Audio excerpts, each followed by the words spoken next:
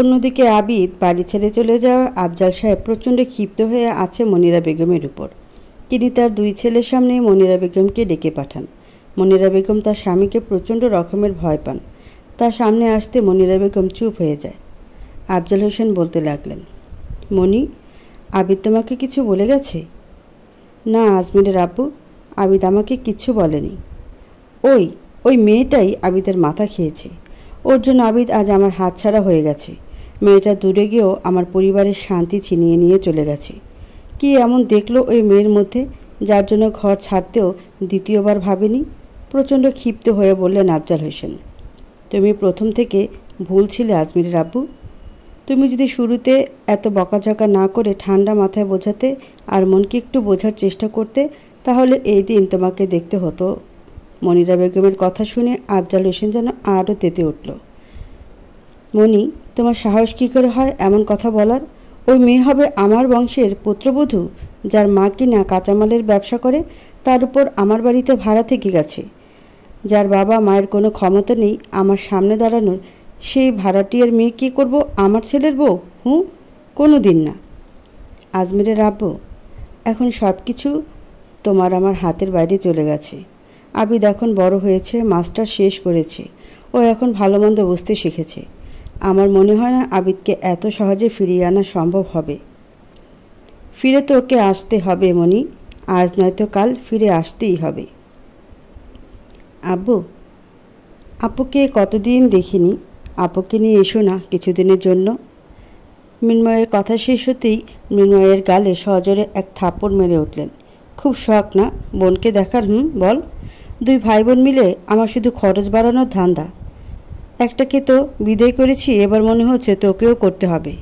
এখন দোকানে যা, আমাকে নতুন বাড়িতে যেতে হবে, বাড়ির কাজ এখনও বাকি আছে। মৃন্ময় ছলছল চোখ নিয়ে ঘর থেকে বেরিয়ে গেল। আসসালামু আলাইকুম মামা, কেমন আছো? ওয়ালাইকুম আসসালাম, আলহামদুলিল্লাহ ভালো আছি। তুমি কেমন আছো আবিদ? আলহামদুলিল্লাহ। আবিদ, নীরবের সাথে আমার কথা হয়েছে। তুমি আজ থেকে আমার সাথে আমার বাড়িতে থাকবে আর আমার সাথে দোকানে কাজ করবে। আমি তোমাকে সব কাজ বুঝিয়ে দেব। ঠিক আছে মামু। আবিদ দোকানের ভিতর ঢুকে দেখতে লাগলো বিভিন্ন সাইজের পাইপ, টাইলস আর পাশের দোকানটায় রড রাখা। নীরবের মামা শামসুল হক আবিদের জন্য নাস্তার ব্যবস্থা করে ফিরে এসে বলে, আবিদ বাবা, তোমার সব কথাই আমি জানি। তোমার মনের কথাও তুমি চিন্তা করো না, আমি তোমার পাশে আছি, তোমাকে সাহায্য করব আমি। ধন্যবাদ মামা, আমি নিজের পায়ে দাঁড়িয়ে আমি আমার মনকে আমার কাছে নিয়ে আসব ইনশাআল্লাহ। আবিদকে দোকানের কাজ একটু একটু করে বুঝিয়ে দিতে লাগলো। আর আবিদ খুব দক্ষতার সাথে কাজ বুঝে নিয়েছে আর খদ্দেরকে হ্যান্ডেল করছে। শামসুল হক আবিদের ক্ষমতা দেখে ভীষণ খুশি, কারণ আবিদ ব্যবহার দক্ষতা জিনিসের বিবরণ দেওয়া দেখে তিনি অবাক, কারণ তিনি নিজেও এভাবে বিবরণ দিয়ে ক্রেতাদের বোঝাতে পারবে না। শামসুল হকের আজ দ্বিগুণ মাল বিক্রয় হওয়ায় তিনি আবিদের উপর ভীষণভাবে সন্তুষ্ট। আবিদকে তিনি দুপুরে বাড়িতে নিয়ে এসে বিশাল আপ্যায়ন করছে। শামসু তার বউ আফিয়াকে সবটা খুলে বলতে তিনি আবিদকে নিজের ছেলের মতো আপন করে নেয়। শামসুল হকের এক মেয়ে আর এক ছেলে। বড় ছেলে সামির এবার ইন্টার প্রথম বর্ষে পড়ে, আর ছোট মেয়ে সামিরা ক্লাস 2-তে। ভীষণ কিউট মেয়েটি। শামসুল হক আবিদকে সামিরের সাথে একই রুমে থাকতে দিল। সামির আগে থেকে আবিদকে চেনায় না করলো না। সামির খুশি হয়ে আবিদের সাথে রুম শেয়ার করার জন্য রাজি হয়ে গেল। আবিদ ভাইয়া, তুমি রেস্ট করো, আর তোমার যদি কিছু প্রয়োজন হয় আমাকে বলো।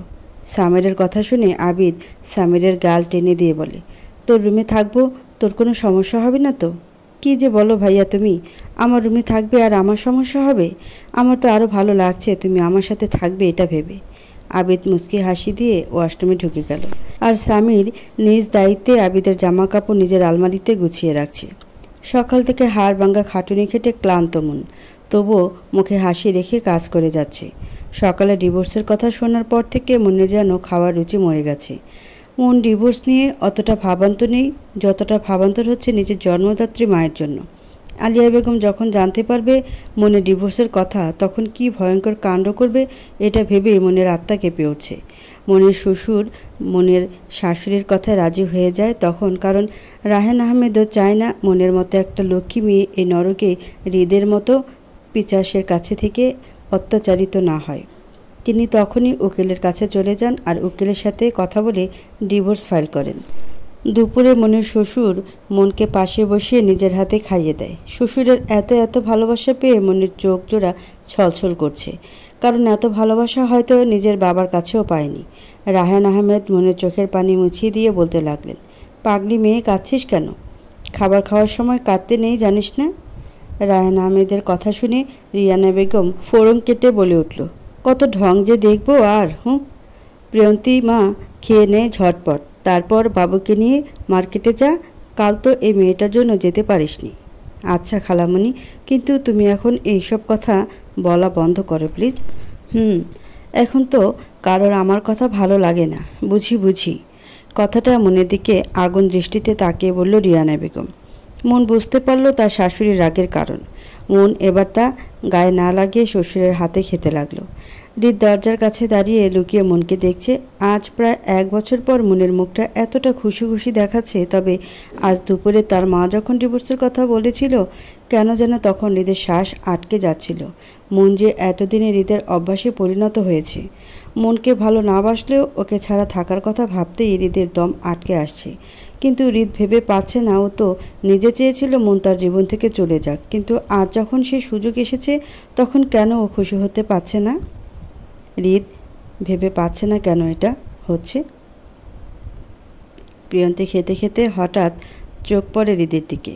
হৃদ যে একদৃষ্টিতে মনের দিকে তাকিয়ে আছে তা প্রিয়ন্তী খুব ভালো করে বুঝতে পারছে, কিন্তু এটা কেন যেন প্রিয়ন্তীর সহ্য হচ্ছে না। বুকের ভেতর চিনচিন ব্যথা অনুভব করছে।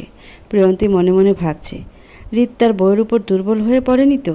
তাহলে ওর কি হবে? ওর সবটা যে হৃদ নিয়ে গেছে, ওর নিজের কাছে অবশিষ্ট আর কিছুই নেই। প্রিয়ন্তীর গলা থেকে যেন আর খাবার নামছে না।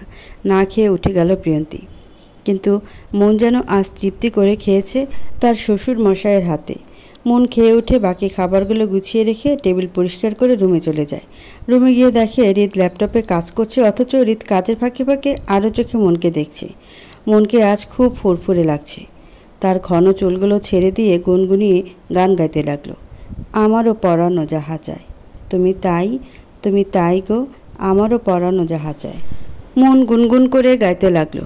হৃদ মনের গান পুরো স্পষ্ট না শুনলেও গুনগুন করে সুর তোলাটা শুনতে পাচ্ছে। এই প্রথমবার মনের গলায় গান শুনছে হৃদ। অসম্ভব মিষ্টি গলা মনের। মন গুনগুন করতে করতে পুরো রুম গুছিয়ে ফেলে। অন্য সময় হলে এই রুমে পা রাখত না যতক্ষণ হৃদ জেগে আছে, কিন্তু আজ মন তা করল না। হয়তো এবার এই নরক থেকে মুক্তি পাওয়ার লোভে মনের ভিতর এত খুশি মনের। প্রিয়ন্তী রুমে ঢুকে পায়চারি করছে বারবার। মনের ভিতর এক অজানা ভয় কাজ করছে আজ প্রিয়ন্তীর। প্রিয়ন্তী বিড়বিড় করে একাই বলতে লাগলো, হৃদ ভাইয়া কি ভাবিকে ভালোবেসে ফেলেছে? হৃদ ভাইয়া কি আমাকে ছেড়ে দিবে? তাহলে আমার কি হবে? আমার যে সব শেষ। না, আমি আমার অধিকার এক বিন্দুও ছাড়ব না। হৃদ ভাইয়া আমার হবে, শুধু আমার। ক্ষমা করে দিও ভাবি, আমি বাধ্য হয়ে তোমার অধিকার কেড়ে নিতে বাধ্য হচ্ছি। প্রিয়ন্তী ঝটপট একটা কালো শাড়ি পরে নিল, কারণ হৃদের কালো রঙটা ভীষণ প্রিয়। আর প্রিয়ন্তীর গায়ের রং ধবধবে সাদা হওয়ায় কালো রঙের শাড়িটা প্রিয়ন্তীর উপর ফুটে আছে। প্রিয়ন্তী চোখে কাজল, হাতে দুটো কালো চুড়ি, কানের ঝুমকো, ঠোঁটে গাঢ় লাল লিপস্টিক দিয়ে প্রিয়ন্তী রেডি হয়ে ধীর পায়ে হৃদের রুমের সামনে এসে দাঁড়াতে থমকে যায়। মনের গান শুনে কি মিষ্টি গলা ভাবে, শুধু একটু রূপের কমতি। প্রিয়ন্তী রুমে উকি দিয়ে দেখে হৃদ কাজ করার ফাঁকে মনের দিকে আরও চোখে তাকিয়ে আছে। তা দেখে প্রিয়ন্তীর আবারও বুকে চিনচিনে ব্যথা অনুভব করলো। প্রিয়ন্তী হুট করে রুমে ঢুকে গেল। এভাবে হুট করে রুমে ঢুকায় হৃদ মন দুজনে চমকে যায়। মন প্রিয়ন্তীর দিকে তাকিয়ে তার সাজ দেখে বুঝতে পারল প্রিয়ন্তী কেন এসেছে, আর প্রিয়ন্তীর উপর থেকে হৃদের চোখ যেন সরছে না। এটা দেখে প্রিয়ন্তীর ঠোঁটের কোণে জয়ের হাসি ফুটে উঠল। হৃদ ভাইয়া, আমি রেডি, তুমিও ঝটপট রেডি হয়ে নাও। কেন, কোথাও যাবে? ভুলে গেলে আমাদের শপিংয়ে যাওয়ার কথা? ওহ, বাট আজ তো শুক্রবার, মলবাজার বন্ধ হলে হবে।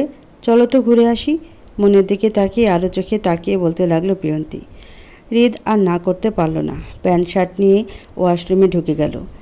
মনের কোনো ভাবান্তর হলো না। মন যেন মনে মনে চাইছে হৃদ যাক, তাহলে বিছানায় গায়ে এলিয়ে দিতে পারবে। প্রিয়ন্তী মনের হাবভাব দেখে কিছুই বুঝতে পারছে না। এর মাঝে হৃদ রেডি হয়ে বেরিয়ে হেয়ার ব্রাশ করে ফোন পার্স নিয়ে মনের দিকে আরও চোখে একবার তাকিয়ে বেরিয়ে গেল। প্রিয়ন্তীও পিছু বেরিয়ে গেল। ওদের যেতে দেখে মন স্বস্তির নিঃশ্বাস ফেলে দরজা চাপিয়ে বিছানায় গায়ে লিয়ে দিল। পুরো বিকেল সন্ধ্যা বাইরে ঘুরে রাতে ডিনার করে হৃদপ্রিয়ন্তী বাড়িতে আসে। রিয়ানা বেগম খেতে আসতে বলতে প্রিয়ন্তী জানায় তারা বাইরে থেকে খেয়ে এসেছে। কথাটা একটু জোরে বলল প্রিয়ন্তী যাতে মন শুনতে পায়। মন প্রিয়ন্তীর বাচ্চামা বুঝতে দেরি হয়নি কেন এরকম করছে। মনের ঠোঁটের কোণে হাসি ফুটে উঠল, যেটা হৃদের চোখ এড়ানি। রাতে মনের শ্বশুর, মন আর শাশুড়ি একসাথে খেতে বসে। রিয়ানা বেগমের কোনো ইচ্ছে নেই মনের সাথে একসাথে এক টেবিলে বসে খাওয়ার, কিন্তু খেতে হচ্ছে তার স্বামীর জন্য। কারণ এখন যদি কোনো প্রকার সিন করে তাহলে না খেয়ে উঠে যাবে। রিয়ানা বেগম খেতে খেতে হৃদের বাবাকে জিজ্ঞাসা করে, হৃদের বাপ, উকিল কি বলল? বললে না তো? কয়েকদিন সময় লাগবে, তবে কাজটা হয়ে যাবে। আচ্ছা দেখো, যত তাড়াতাড়ি সম্ভব যেন হয়, তারপর প্রিয়ন্তী মায়ের সাথে বাবুর বিয়েটা দিয়ে দিব। শেষ কথাটা শুনে হৃদের বাবা হঠাৎ ক্ষেপে ওঠে। প্রিয়ন্তীর সাথে হৃদের বিয়ে কোনোভাবেই হবে না হৃদের মা। রায়হান আহমেদ হুট করে খাওয়া ছেড়ে উঠে গেলেন। রিয়ানা বেগম যেটা মনে মনে ভয় পাচ্ছিল আর সেটাই হলো, কিন্তু এর রাগ উপরে পড়ল মনের উপর। কটমট করে তাকিয়ে বলতে লাগলো, বিশ্বাসী, দেখ তোর জন্য আজ আমার সংসারে কত অশান্তি, তুই মরতে পারিস না? মন প্রতি উত্তরে শুধু মুচকি হাসল। এই হাসি দেখে রিয়ানা বেগমের জন্য সারা শরীর জ্বলে উঠল। তিনি উঠে মনের চুলগুলো হাতের মুঠো নিয়ে টানতে টানতে স্টোররুমে নিয়ে ধাক্কা দিয়ে ফেলে দিয়ে দরজা আটকে দিয়ে রাগে ফুঁসতে ফুঁসতে চলে যায়। মনের ঠোঁটের কোণে এখনও সে হাসি লেগে আছে। মনের দু চোখ যেন ঝাপসা হয়ে যাচ্ছে। মন উঠে স্টোররুমের জানালা খুলে দিয়ে দাঁড়ায়। হিম শীতল ঠান্ডা বাতাস ছুঁয়ে যাচ্ছে মনকে। মনের গায়ে নেই কোনো গরম কাপড়, তারপর দাঁড়িয়ে আছে হাড় কাঁপানো ঠান্ডায়। মনের পুরো মন জুড়ে আবিদের বসবাস, যেখানে হৃদ বা অন্য কারোর প্রবেশাধিকারের অধিকার নেই। মন বিড়বিড় করে বলে ওঠে, হয়তো আমাকে খুব স্বার্থপর মনে করছো আবিদ। হ্যাঁ, আমি সত্যি খুব স্বার্থপর। তোমাকে ভালোবেসে আমি স্বার্থপর। তুমি হয়তো ভাবছো আমি ছলনাময়ী, কিন্তু বিশ্বাস করো আবিদ, আমি ছলনাময়ী নই। আমি পরিস্থিতির শিকার, আমি বাধ্য। তবে বিশ্বাস করো আবিদ, আমি তোমার কাছাকাছি না থেকেও তোমার প্রতি বিন্দু মাত্র ভালোবাসা কমে যায়নি, বরং দিন দিন বৃদ্ধি পাচ্ছে। জানো আবিদ, ভালোবাসা হলো নরম তুলার মতো আবেগ, বিশ্বাসে মোড়ানো, যা ভাষায় প্রকাশ করা যায় না। জানো আবিদ, আমার ভালোবাসে নেই কোনো রং, নেই কোনো ঘ্রাণ, নেই কোনো রূপ, আর না আছে কোনো আকার আকৃতি, শব্দ। শুধু আছে তোমার প্রতি আমার তীব্র অনুভূতির এক অদ্ভুত ক্ষমতা। কথাগুলো বলতে বলতে মনের দু চোখ বেয়ে নোনা জল গড়িয়ে পড়তে লাগলো। আবিদকে যেমন বড্ড ভালোবাসে, কিন্তু পরিণতি হলো অন্য কিছু, যেটা আবিদ বা মনের কেউ ভাবতেও পারেনি। মন মেঘলা আকাশের দিকে তাকিয়ে অতীতের ভাবনায় ডুব দিল। আবিদ আর মনের ভালোবাসাময় দিনগুলো যেন খুব দ্রুত পার হতে লাগলো। দেখতে দেখতে একটা বছর পার হয়ে গেল। মন এসএসসি দিয়ে সরকারি কলেজে চান্স পেয়ে গেল, কিন্তু বিপত্তি বাঁধল অন্য জায়গায়। মনের মায়ের কাছে ধরা পড়ে গেল। মন আর আবিদ একসাথে কেন গেল? আলিয়া বেগম সেদিন মনকে প্রচণ্ড মারধর করে।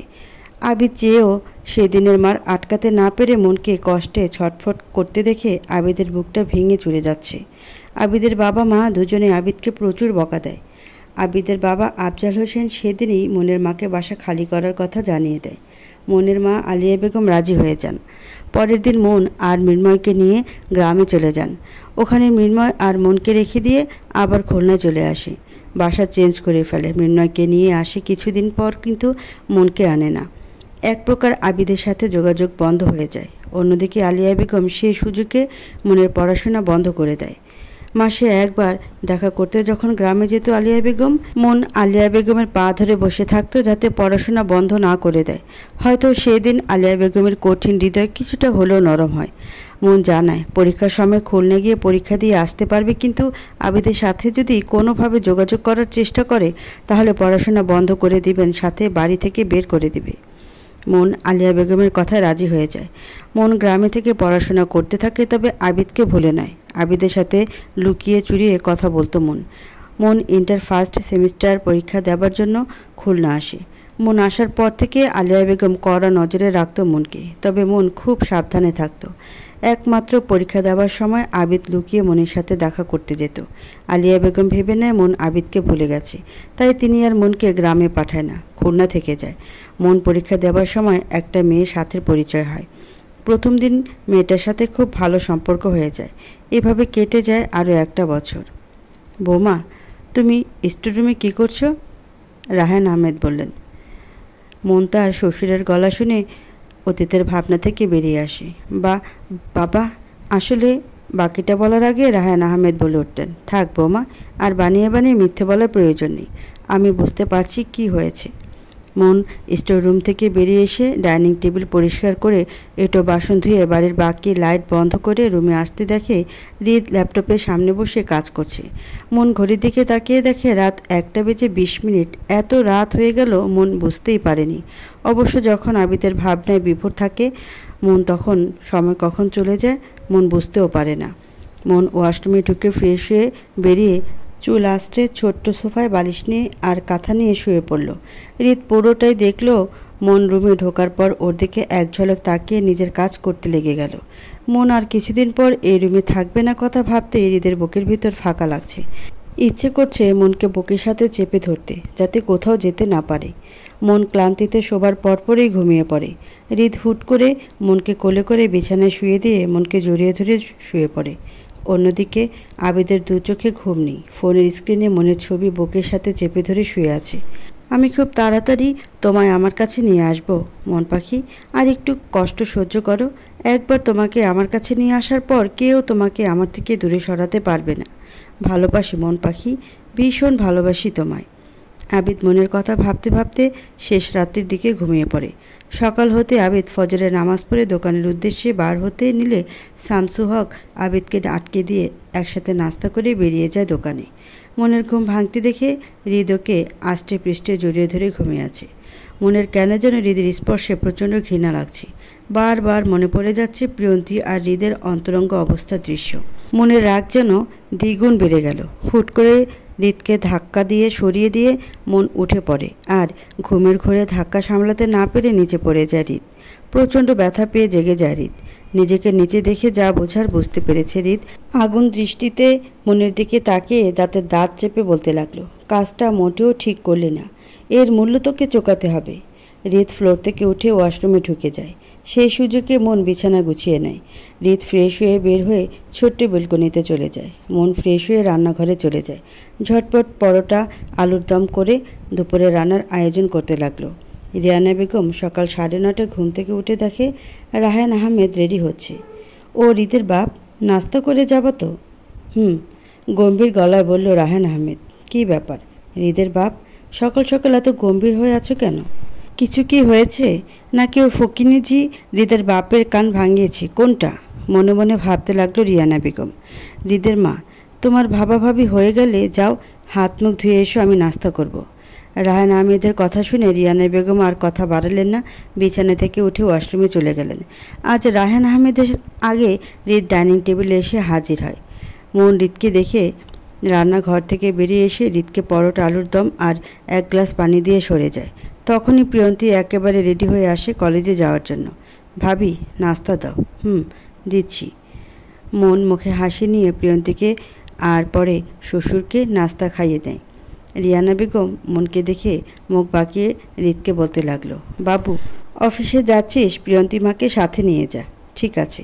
হৃদের বাবা খাওয়া শেষ করে সবার উদ্দেশ্যে বলে উঠল, তোমাদেরকে আমার কিছু বলার আছে, আশা করি মন দিয়ে আমার কথাটা শুনবে। কী কথা বাবা? হৃদ বলল, আগামী সপ্তাহে হৃদ আর বৌমার ডিভোর্স হয়ে যাবে, আর আমি ঠিক করেছি খুলনায় আমার যে বাড়িটা আছে সেটা আমি বৌমার নামে লিখে দিব। কথাটা শোনা মাত্র রিয়ানা বেগম তেলে বেগুনে জ্বলে উঠল। কি বলছো হৃদের বাপ? ও ফকিনিজিরে বাড়ি লিখে দিবে? এটা আমি কিছুতে হতে দেব না। আমি তোমাদের মতামত জানতে চাইনি হৃদের মা, আমি আমার কথাটা বলেছি আর এটাই আমি করব। এবার মন বলে উঠল, বাবা, আমার বাড়ির কোনো প্রয়োজন নেই। আমাদের আইনগতভাবে ডিভোর্সটা হয়ে গেলে আমি চলে যাব, তার জন্য বাড়ি লিখে দেওয়ার কোনো প্রয়োজন নেই। এতক্ষণ হৃদ চুপ থাকলেও এবার আর চুপ থাকলো না। বাবা, তুমি যা ভালো মনে করো সেটা করো, তবে ডিভোর্সটা যত তাড়াতাড়ি সম্ভব করানোর ব্যবস্থা করো। হৃদের মুখে ডিভোর্স দেওয়ার কথা শুনে প্রিয়ন্তীর মনের উপর থেকে যেন পাথর নেমে গেল।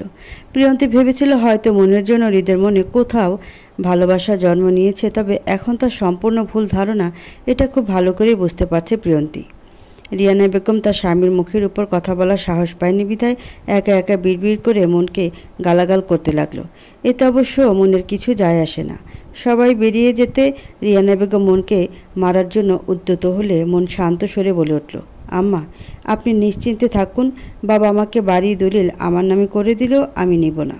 কথাটা শোনা মাত্র রিয়ানা বেগম মুখ বাঁকিয়ে বলতে লাগলো, হ্যাঁ, মিথ্যে বলার আর জায়গা পাস না তুই?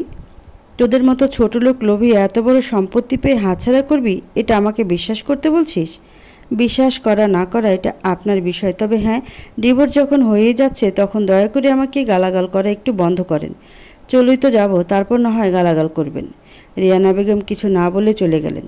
মন দীর্ঘশ্বাস ফেলে নাস্তা করে কাজে লেগে পড়ল। দেখতে দেখতে কয়েকদিন কেটে গেল। ডিভোর্সের দিনও এগিয়ে আসছে, কিন্তু তাতে মনের কোনো কিছু যায় আসে না বলে মনে হচ্ছে হৃদের কেন যেন এখন প্রিয়ন্তীকে প্রচণ্ড বিরক্ত লাগতে লাগলো। হৃদের রাগ লাগছে এটা ভেবে মন একটি বারও হৃদের কাছে ডিভোর্স চায় না এই কথাটা বলল না। তার মানে কি মনও চায় ওদের ডিভোর্সটা হোক? হৃদের সব কিছু যেন তালগোল পাকিয়ে যাচ্ছে। এই কদিন রিয়ানা বেগম বা হৃদ কেউ মনের গায়ে হাত দেয়নি, না কটু কথা বলেছে। তবে রিয়ানা বেগম ভেবে নিয়েছে আজ তার স্বামী বাড়ি ফিরলে এই নিয়ে কথা বলবে, যাতে বাড়িটা মনের নামে লিখে না দেয়। মন তার মতোই আছে, তবে আগের থেকে গায়ের মারের দাগগুলো একটু একটু করে মুছে যাচ্ছে। চোখের নিচে কালো দাগ অনেকটা নেই বললেই চলে। মন দুপুরে রান্না শেষ করে গোসলে চলে যায়। হৃদ আজ তাড়াতাড়ি বাড়িতে ফিরে আসে, কেন যেন মনকে খুব মিস করতে লাগলো হৃদ বাড়িতে ফিরে রুমে এসে ব্যাগ রেখে মনকে খুঁজতে লাগলো। হঠাৎ পানির শব্দ পেয়ে বুঝতে পারলো মন ওয়াশরুমে। হৃদ কাপড় পাল্টে নিয়ে সোফায় বসে বসে মনের জন্য অপেক্ষা করতে লাগলো। মন গোসল শেষে কলাপাতা রঙের একটা সুতির কাপড় পরে নিয়ে বেরিয়ে আসে। হঠাৎ করে হৃদকে সোফায় বসে থাকতে দেখে চমকে যায়। দরজা খোলার শব্দ পেয়ে সামনে তাকিয়ে মনকে দেখে হৃদের চোখ জোড়া যেন আটকে গেল। কোমর সমান ভেজা চুল, কয়েক গোছা ভেজা চুল মুখের উপর লেপটে আছে। গোলাপি ঠোঁট ভেজা, চোখের পাপড়ি যেন সদ্য ফুটে ওঠা পদ্ম ফুল। হৃদের স্পন্দন হঠাৎ করে বেড়ে গেল। হৃদ নেশা কাতর চোখে মনের দিকে তাকিয়ে আছে। কখন যে হৃদ বসা থেকে উঠে মনের সামনে দাঁড়ালো হৃদ নিজেও বুঝতে পারেনি। হৃদ অজান্তে মনের গোলাপি ঠোঁট জোড়া হাত ছুঁতে গেলে মন হৃদকে ধাক্কা মারে। আচমকা ধাক্কা মারা হৃদ সামলাতে না পেরে দূরে ছিটকে পড়ে। মন দাঁতে দাঁত চেপে হৃদের দিকে দুপা এগিয়ে বলে উঠল, don't you dare to touch me mister Ridwan Ahmed Hrid. আমি আপনার নামমাত্র বউ, যার সাথে আর 3 দিন পর ডিভোর্স হয়ে যাবে। আর একটা কথা, আমি একা কিন্তু দুর্বল নেই। এতদিন কোনো প্রতিবাদ করিনি বলে ভাববে না আমি প্রতিবাদ করতে পারি না। I am strong enough to handle things by myself. মন আর দাঁড়ালো না, গটগট করে হেঁটে রুম থেকে বেরিয়ে ছাদে চলে গেল। এদিকে হৃদ যেন কোনো ঘোরের ভিতর আছে। প্রায় 1 বছর হতে চলল তাদের বিয়ের, কিন্তু মনের এই রূপ হৃদ কখনো দেখেনি। আজ মনের এই অগ্নিকন্যা রূপ দেখে হৃদ হতবাক, কিন্তু পরক্ষণে হৃদের চোখ মুখ রাগে লাল হয়ে গেল। মন যে তাকে অপমান করেছে তা হৃদ খুব ভালো করেই বুঝতে পেরেছে। হৃদের সমস্ত শরীর যেন জ্বলে যাচ্ছে। হৃদের মনে হচ্ছে মন তার পুরুষত্বে আঘাত করেছে। হৃদের মনের জন্য এক আকাশ রাগের জন্ম নিল। রাগে ফুঁসতে ফুঁসতে হৃদ বলতে লাগলো, খুব তেজ হয়েছে তোর, তাই না? আজ দেখব তোর এই তেজ থাকে কি করে। মন ছাদে উঠে শীতের নরম রোদ গায়ে মাখছে। আজ মনটা ভীষণ ভালো। হৃদকে তার প্রাপ্য জায়গাটা দেখিয়ে দিতে পেরে মনের কোনায় কোনায় আনন্দ ছেয়ে গেছে। মন গুনগুন করে বলতে লাগলো, গাইতে লাগলো, পথ খুঁজে যায় পথের সীমানায়, আমার ঝাপসা চোখের বারান্দাতে দীর্ঘ শ্বাসের জল আমার মুঠোয় বন্দি, এখন শুধুই স্মৃতির শতদল। এদিকে নিচে হৃদ শুধু পায়চারি করছে আর ভাবছে কি করে মনকে শিক্ষা দেওয়া যায়। হৃদের ভাবনার ছেদ ঘটে প্রিয়ন্তীর কথায়। এদিকে শামসু হক দোকানের ভিড় সামলাতে হিমশিম খেয়ে যাচ্ছে। আবির দোকানে আসার পর থেকে দোকানের বেচাকেনা প্রচুর বেড়ে গেছে। আবির তার দক্ষতা দিয়ে সবটা সামলাচ্ছে। প্রচুর লাভ হচ্ছে শামসুর। এদিকে নীরব বরিশাল মনের শ্বশুর বাড়ির পাশে তার ছোট মামার বাড়িতে থেকে মনের ওপর নজর রাখছে। নীরব আগে থেকে তার মামিকে সবটা জানিয়ে দেয়। নীরবের মামি সবটা শুনে খুব আফসোস করে বলে তার কোনো সাহায্য লাগলে জানাতে। সেই সুযোগ কাজে লাগিয়ে নীরব তার মামিকেও বাড়িতে পাঠিয়ে খোঁজ খবর নেয় আর জানতে পারে হৃদ আর মনের ডিভোর্সের কথাটা শোনা মাত্র নীরব আবিদকে কয়েকবার ফোন করে, কিন্তু দোকানের ভিড়ে আবির ফোনের আওয়াজ শুনতে পায় না। দোকানের ভিড় কিছুটা কমতে শামসু তার ফোনটা নিয়ে আবিদকে দিয়ে বলে, আবিদ বাবা, নীরব তোমাকে না পেয়ে আমাকে ফোন করেছে, নাও কথা বলো। জি মামা। আবিদ ফোনটা নিয়ে দোকান থেকে বেরিয়ে কিছুটা দূরে গিয়ে ফোন কানে নীরবকে বলতে লাগলো, হ্যালো, থাকিস কই শালা? তোরে কতবার কল করেছি, তার কোনো ধারণা আছে তোর? নীরবের কথা শুনে আবিদ হেসে দিয়ে বলল, দোস্ত, এতবার করে শালা বলে নিজের মনের ভাব প্রকাশ করার কোনো প্রয়োজন নেই, কারণ আমার 2 আপুর বিয়ে হয়ে গেছে অলরেডি। সো শালা বলা অফ কর। আবিদ, তোর সাথে কখনো কথায় পারবো না আমি। আচ্ছা শোন, তোর জন্য একটা গুড নিউজ আছে। Good news? খুব তাড়াতাড়ি তুই তোর মন পাখিকে নিজের কাছে নিয়ে আসতে পারবি। কথাটা শোনা মাত্র আবিদের চোখ মুখে খুশির ঝিলিক ফুটে উঠল। সত্যি বলছিস নীরব? বল, সত্যি বলছিস তুই? উত্তেজিত হয়ে বলল, হ্যাঁ মামি, আজ ও বাড়িতে গিয়ে জানতে পারলো 2-3 দিন বাদে হৃদার মনের ডিভোর্সটা হয়ে যাবে, মুক্ত হয়ে যাবে তোর মন পাখি। আবিদ কি বলবে বুঝে উঠতে পারছে না। মন ফাইনালি ওই নরক থেকে বের হতে পারবে। ডিভোর্সটা শিওর কবে হবে আমাকে জানা। ঠিক আছে, আর শোন, মামুকে আমি সবটা বুঝিয়ে দেব। মামু বাকিটা হেল্প করবে, আর আমি তো আছি। আমি জানি তোরা আছিস আর থাকবি। তোদের ঋণ আমি কখনো পরিশোধ করতে পারবো না নীরব। শালা ট্রিট দিবি, বুঝতে পারছিস? পেয়ে যাবি। আচ্ছা এখন রাখছি, রাতে আমি ফোন দিব তোকে। ওকে রাখছি তাহলে, আল্লাহ হাফেজ। আল্লাহ হাফেজ। আবিদের মুখে হাসি দেখে শামসু হকের মুখেও হাসি ফুটে উঠল। অন্যদিকে মন ছাদ থেকে নামতে মনে হলো কেউ পেছন থেকে ধাক্কা দিল। মন ধাক্কা সামলাতে না পেরে টি টেবিলের সাথে পায়ে আঘাত পায়। মন দাঁতে দাঁত চেপে পেছনে তাকিয়ে দেখে হৃদ তার 32 পাটি দাঁত বের করে মনের দিকে তাকিয়ে আছে। মনের বুঝতে বাকি নেই হৃদ তার প্রতিশোধ নিল ধাক্কা দিয়ে। মন পায়ে প্রচণ্ড ব্যথা পাওয়ায় হৃদকে পাত্তা না দিয়ে ধীর পায়ে শ্বশুরের রুমের সামনে গিয়ে দাঁড়ায়। মনকে রাহেন আহমেদের রুমের সামনে যেতে দেখে হৃদ ভীত হয়ে পড়ে। হৃদ ভাবে মন হয়তো তার বাবার কাছে নালিশ করবে, কিন্তু হৃদের ধারণা ভেঙে দিয়ে মন তার শ্বশুরের কাছে স্প্রেটা চেয়ে নিয়ে রুমে চলে যায়। মন তার শ্বশুরের সামনে স্বাভাবিকভাবে হেঁটে গেল যাতে বুঝতে না পারে। মন রুমে গিয়ে ব্যথার জায়গায় স্প্রে করে বিছানায় শুয়ে পড়ে। প্রচণ্ড জ্বলছে পা। হৃদ রুমে এসে দেখে মন বিছানায় চোখ বন্ধ করে শুয়ে আছে। হৃদ খুব সাবধানে দরজাটা বন্ধ করে দিয়ে হঠাৎ করে মনের উপর ঝাঁপিয়ে পড়ে। আচমকা হৃদ মনের উপর ঝাঁপিয়ে পড়ে। মন হতভম্ব হয়ে যায়। যখন বুঝতে পারে হৃদ, তখনই মন হাত পা ছুটতে থাকে। কিন্তু একজন শক্তিশালী পুরুষের সাথে পেরে ওঠা মনের মতো দুর্বল চিত্তের মেয়ে কখনো পেরে ওঠে না, মনও পারেনি। হৃদের হিংস্রতার কাছে হার মানতে হলো মনকে।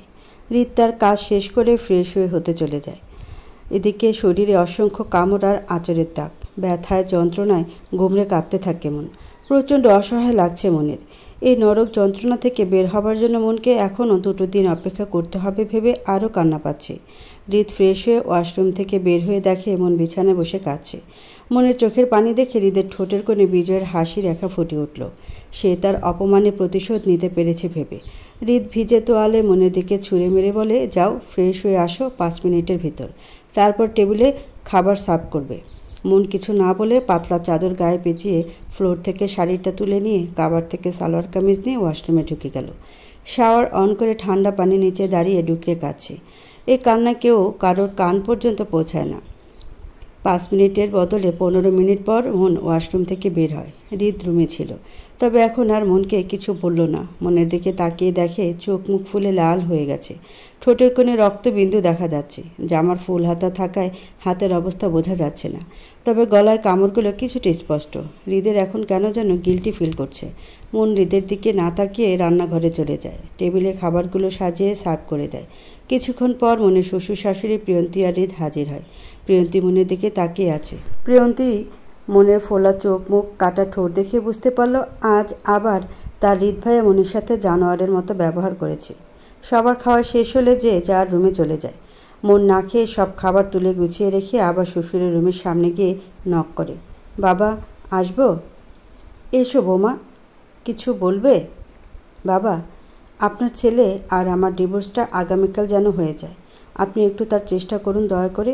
আর এটা যেহেতু মিউচুয়াল ডিভোর্স হচ্ছে, আমার মনে হয় এতে ওনাদের কোনো সমস্যা হবে না। মন নিজ থেকে ডিভোর্সের কথা বলছে এটা দেখে রিয়ানা বেগম বেশ খেপে গেল, কিন্তু তার স্বামীর কারণে কিছু বলতে পারছে না।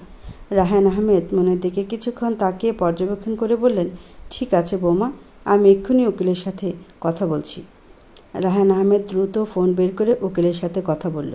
প্রথমে রাজি না হলেও রায়হান আহমেদ ডাবল টাকা অফার করায় উকিল রাজি হয়ে যায়। আর কাল সকাল 11টায় হৃদ আর মনকে কোর্টে যেতে বলে। ধন্যবাদ বৌমা। আগামীকাল সকাল 11টায় হৃদ আর তোমার ডিভোর্সটা হচ্ছে। তাহলে তোমার মাকে ফোন করে আসতে বলি। শ্বশুরের কথা শুনে মন আঁতকে উঠে ভয়। না না বাবা, মাকে আপনার কিছু জানানোর প্রয়োজন নেই। কাল আমি একাই খুলনা যাব, তখন না হয় মাকে বুঝিয়ে বলবো। এখন আপনি কিছু না মাকে জানাবেন না, তাহলে হয়তো মা ডিভোর্স না হওয়ার জন্য ব্যাগটা দেবে। হো হৃদের বাপ, এই মাইয়াটা কি কথা কইছে? তোমার কোনো কিছু জানানোর প্রয়োজন নেই, যা জানানোর এই মাইয়াই তার মাকে বলবো।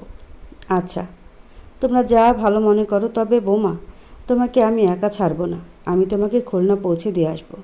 আর কোনো কথা হবে না। মন আর কিছু না বলে রুম থেকে বেরিয়ে গেল। মনকে বের হতে দেখে দরজার পাশ থেকে লুকিয়ে পড়ে হৃদ। মন চলে যেতে বেরিয়ে আসে। চোখ মুখে অন্ধকার ছেয়ে আছে হৃদের, আর মনের চোখে মুখে খুশির ঝলক। যেন মরুভূমির মধ্যে এক পশলা বৃষ্টি নেমে এলো মনের জীবনটাকে ভিজিয়ে দিতে।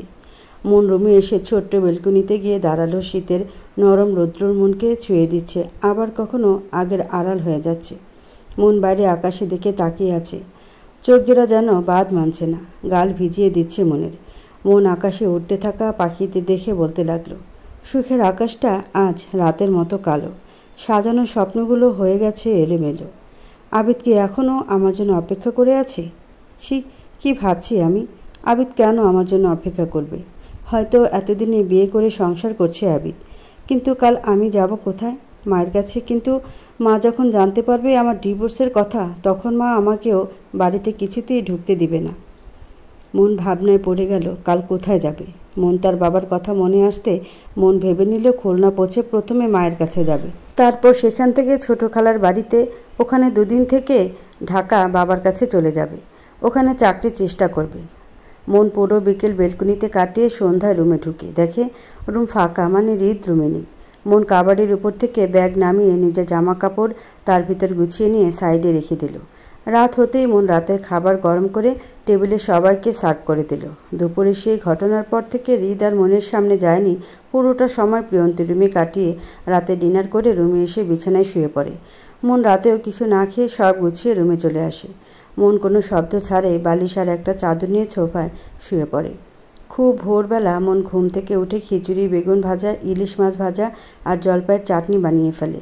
হৃদ সকাল সকাল ঘুম থেকে উঠে ফ্রেশ হয়ে তাড়াতাড়ি অফিস চলে যেতে নিলে রায়হান আহমেদ হৃদকে ডাকে। হৃদ যেটার ভয় পেয়েছিল সেটাই হলো। তার বাবা হৃদকে যেতে দেখে ফেলে। কোথায় যাচ্ছ হৃদ? গম্ভীর গলায় বলল রায়হান আহমেদ। বাবা, আমি অফিসে যাচ্ছি। না, আজ অফিসে যাবে না। ফোন করে অফিস থেকে ছুটি নিয়ে নাও। আজ তোমার আর বৌমার ডিভোর্সের জন্য কোর্টে যেতে হবে। হৃদ বাধ্য হয়ে অফিসে ফোন করে আসবে না তা জানিয়ে দেয়। প্রিয়ন্তী, হৃদের বাবা মা, হৃদ ডাইনিং টেবিলে বসে আছে। মন খুব যত্ন সহকারে সবাইকে খিচুড়ি, বেগুন ভাজা, ইলিশ মাছ আর জলপাইয়ের চাটনি দিয়ে দিল। হৃদের বাবা আর হৃদের চোখ মুখ গম্ভীর হয়ে আছে। অন্যদিকে প্রিয়ন্তীর চোখে মুখে খুশির ঝিলিক। সকালে রিয়ানা বেগম প্রিয়ন্তীকে আজ হৃদ আর মনের ডিভোর্সের কথা জানিয়ে দেয়। খবরটা শোনার পর থেকে প্রিয়ন্তীর প্রচণ্ড খুশি লাগছে, ইচ্ছে করছে লাফিয়ে নাচতে। রিয়ানা বেগম খুব তৃপ্তি সহকারে খিচুড়ি খাচ্ছে। মন দাঁড়িয়ে দাঁড়িয়ে ওদের তৃপ্তির খাওয়া দেখছে। হৃদের বাবা অনেকবার করে মনকে ওদের সাথে খেতে বলল, কিন্তু মন পরে খেয়ে নেবে বলে আর খেলো না। সবার খাওয়া শেষ হতে মন সব গুছিয়ে প্লেট ধুয়ে রেখে ঘড়ির দিকে তাকিয়ে দেখে 10টা বেজে গেছে। মন হাত ধুয়ে রুমের দিকে গিয়ে বোরকা পরে নেয়। হৃদ মনকে দেখছে কত যত্ন করে হিজাব আর নেকআপটা বেঁধে দিল। বোরকা পরা হয়ে গেলে মন ব্যাগটা নিয়ে বেরিয়ে যায়। হৃদের বাবা মনকে দেখতে পেল, কিন্তু হৃদকে দেখতে না পেয়ে হৃদকে ডাকতে লাগলো। হৃদ বাবার ডাক শুনে রুম থেকে বেরিয়ে আসে। হৃদ, আমাদের দেরি হয়ে যাচ্ছে, দ্রুত চলো। জি বাবা। হৃদ আর হৃদের বাবা যেতে লাগলেন। তখন মন পিছনে ঘুরে পুরো বাড়িটা একবার চোখ বুলিয়ে নিয়ে প্রিয়ন্তীর সামনে দাঁড়িয়ে বলে, যত দ্রুত সম্ভব বিয়েটা করে নিও প্রিয়ন্তী, আর মন দিয়ে সংসার করো। মন মিষ্টি করে হেসে শাশুড়ির দিকে এক নজর তাকিয়ে বেরিয়ে গেল। হৃদ আর মন পাশাপাশি চেয়ারে বসে আছে। মনকে প্রথমে সাইন করতে বললে মন দ্রুত সাইনটা করে দেয়। হৃদকে সাইন করতে বলা হলে হৃদ একটু সময় নিয়ে সাইনটা করে দেয়। কোর্ট থেকে বেরিয়ে মন হৃদের বাবাকে জড়িয়ে ধরে হৃদের বাবার দু চোখ ছলছল করছে। এদিকে হৃদের চোখ মুখের দিকে তাকানো যাচ্ছে না। হৃদের বাবা জোর করে হৃদের আড়ালে মনের হাতে 20,000 টাকা দিয়ে দিল। মন কিছু বলতে নিলে হৃদের বাবা ইশারায় বারণ করে দিয়ে বলে, মা, আমাকে ক্ষমা করে দিস। আজ আমার জন্য তোমার আজ এই অবস্থা। বাবা, দয়া করে এমন কথা বলবেন না। ধরে নিন না, আল্লাহ আমাকে এই বিয়েটার মধ্য দিয়ে আমার পরীক্ষা নিয়েছে। মারে, তুই যে বড্ড সরল, বড্ড ভালো মেয়ে। না হলে এতদিন কোনো মেয়ের পক্ষে সম্ভব হতো না এরকম কুলাঙ্গার আর রিয়ানার মতো দরজাল শাশুড়ির মতো মহিলার সাথে সংসার করতে পারতে না। মন তার ফোন বের করে 12টা বেজে গেছে দেখল। দুপুর 1টায় খুলনা যাওয়ার জন্য বিআরটিসির বাস ছাড়বে, তাই মন আর সময় নষ্ট না করে জোর করে একাই কোর্ট থেকে বেরিয়ে যায়। যাওয়ার সময় একবারের জন্য পিছন ফিরে তাকায়নি মন, সামনের দিকে এগিয়ে গেল। টেম্পো করে বাস স্ট্যান্ড এসে বাসের টিকিট কেটে নিয়ে বাসে উঠে বসে। কিছুক্ষণের মধ্যে বাস ভরে যায়। বাস চলতে শুরু করে। হুট করে মনের পাশে কেউ গা ঘেঁষে বসে পড়ে। মন এতে প্রচণ্ড রেগে যায়। পাশ ফিরে কিছু বলতে যাবে, তখনই মন পাশের মানুষটাকে দেখে ফ্রিজড হয়ে যায়। মন সামনের মানুষটাকে দেখে যেন বিশ্বাস করতে পারছে না। মনে দু চোখ ভরে এলো। সামনে থাকা মানুষটা মনে দু চোখের পানি আলতো করে মুছে দিয়ে মনকে বুকের সাথে চেপে ধরে কাঁদতে কাঁদতে হিচকে উঠে যায় মনের। মন পাখি, আমাকে দেখে যদি তোমার চোখে অশ্রু ঝরে তাহলে আমি কখনোই তোমার সামনে আসব না, আবিদ বলল। মন আবিদের কথা শুনে আবিদকে আরও শক্ত করে জড়িয়ে ধরে নাক টানতে লাগলো। আবিদ মনের কাণ্ড দেখে হাসছে। মন আবিদকে হাসতে দেখে আবিদের বুকে কিল মারতে লাগলো। বাজে লোক, আমাকে কাঁদিয়ে হাসছো তাই না? মন পাখি, লাগছে তো। আবিদের কথা শুনে মন আরও জোরে জোরে মারতে লাগলো। লাগুক, আরও বেশি করে লাগুক, তুমি খারাপ খুব, বলে আবার কাঁদতে লাগলো মন। আবিদ মনের কপালে আলতো করে চুমু দিয়ে বুকের সাথে চেপে ধরে বলে, মন পাখি, আজ এই কান্না তোমার শেষ কান্না। এরপর থেকে তোমাকে আমি আর কাঁদতে দেব না, আই প্রমিস ইউ। ওই নরক থেকে যখন একবার বের হতে পেরেছো আর কখনো ওই নরকে তোমায় আমি যেতে দেব না। আমার মনের মনে কোঠায় তোমায় আগলে রাখবো। বাস চলছে তার নিজের গতিতে। মন আবিদের বুকে এখনও মিশে আছে। পৃথিবীর সব শান্তি যেন আবিদের বুকে মন তার শান্তির ঠিকানা পেয়ে গেছে। বাসের প্রত্যেকটা লোক মন আর আবিদকে দেখছে, তাতে মন বা আবিদের বিশেষ কিছু যায় আসে না। প্রায় ঘণ্টাখানিক পর মন আবিদের বুক থেকে মাথা তুলে বলে, আমি বাসে উঠবো, তুমি জানলে কি করে? তার মানে?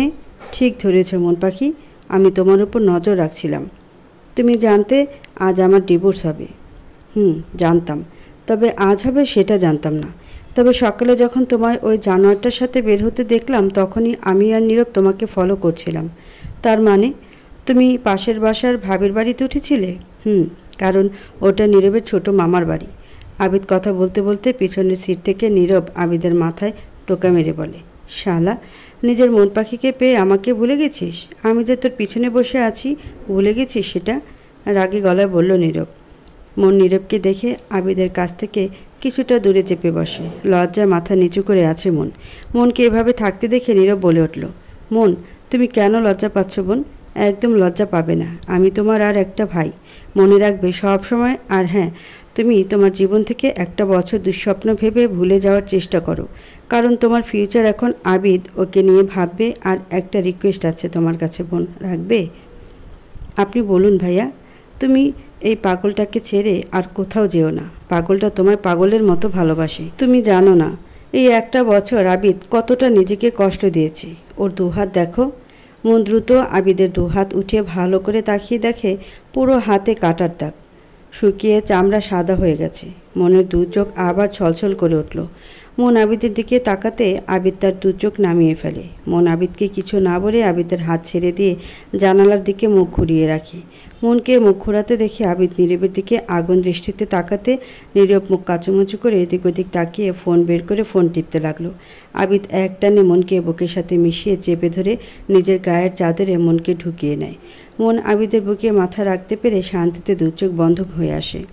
নীরব পেছন থেকে ফিসফিস করে আবিদকে বলতে লাগলো, আবিদ, ছোটো মামাকে আমাদের আসার কথা বলেছি। মামা আমাদের জন্য রূপসা ব্রিজে অপেক্ষা করবে। আমরা ওখান থেকে সোজা কাজী অফিস যাব। বিয়েটা হয়ে গেলে সোজা মামার বাড়ি। ওকে? কিন্তু তার আগে ব্যাগ থেকে খাবারের বক্সটা বের কর। নীরব ব্যাগ থেকে মামির রান্না করা বিরিয়ানির বক্স বের করে আবিদের হাতে দেয়। আবিদ মনকে মন পাখি বলে দুবার ডাক দিতে মন চোখ মেলে তাকায়। আবিদ মনের নিকাবটা খুলে বিরিয়ানি নিজ হাতে মনকে খাইয়ে দিল। মন নিঃশব্দে আবিদের হাতে খেতে লাগলো। গতকাল দুপুর রাত আর আজ সকাল পর্যন্ত না খাওয়া থাকায় মনের খিদে পায়নি, তবে আবিদের হাতে খাওয়ার লোভে মনের পেটের ভিতর কেউ ফুটবল খেলতে লাগলো।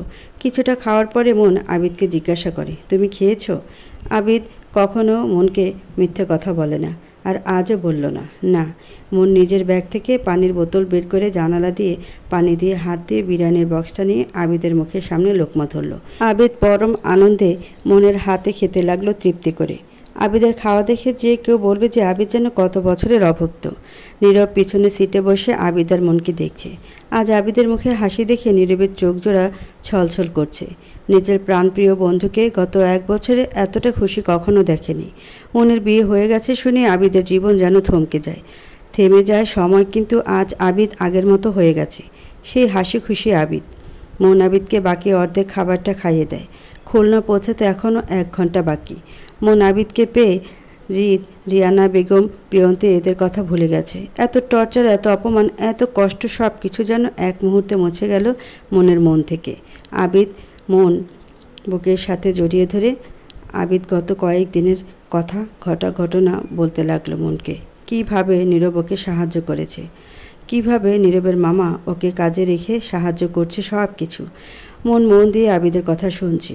এতদিন পর প্রিয় মানুষটার গলার আওয়াজ শুনে মনের শুকনো হৃদয়টা যেন পানি দিয়ে ভিজিয়ে দিচ্ছে।